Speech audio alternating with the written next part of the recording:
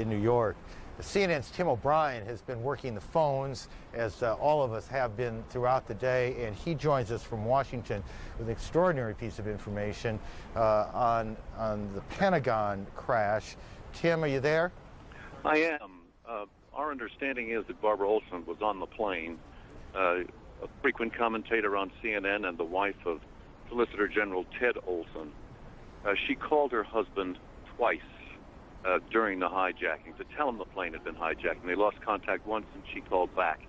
After the first call, Olson called the command center at the Justice Department to inform them of this hijacking, and they said they knew nothing about it but would track it down.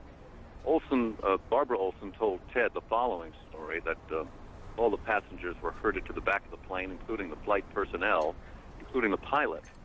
And the only weapons she mentioned were knives and cardboard cutters. You would think if there were a machine gun or any other kind of gun that she would have mentioned that.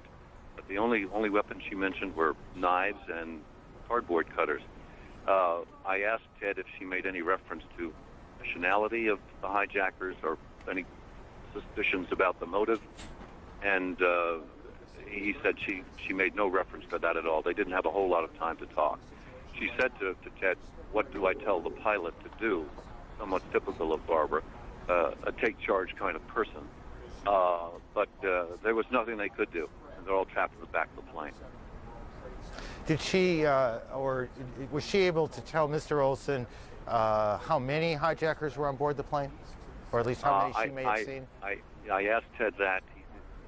No, but she referred to them as more than one. More than one. Incidentally, she wasn't even supposed to be on this flight.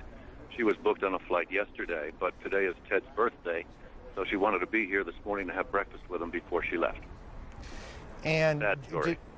It's a horrible story, and one can only assume that it is one of many horrible stories that we will hear in the hours ahead.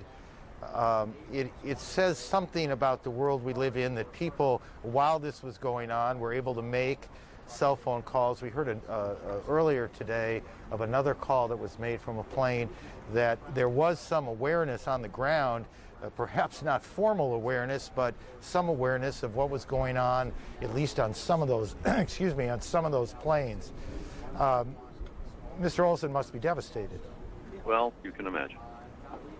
He's surrounded by friends, but this is tough for everybody. It's tough for the country, but it's particularly tough for the loved ones. It is indeed. Tim, thank you for your efforts. Sure. Thank you for your efforts today. We appreciate that.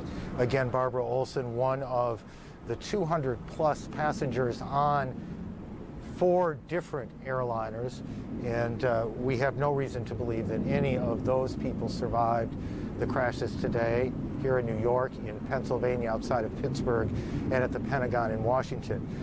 We still do not have a very good feel, to be perfectly honest, for how many people have died today. We have no particular feel, to be perfectly honest, how many people have been injured.